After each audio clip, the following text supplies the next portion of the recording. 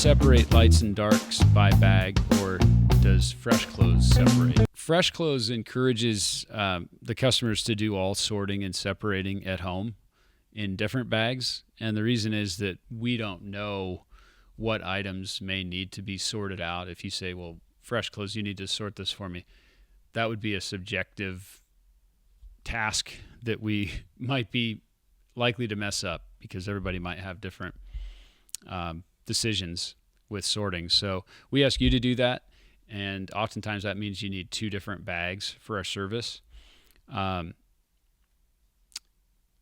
So please do sort, lights from darks, or if you need certain clothes washed on cold, certain clothes washed on hot, please, make those decisions for us. We'll be perfect in the execution of that if given the right instructions, and everybody will be happy with the outcome.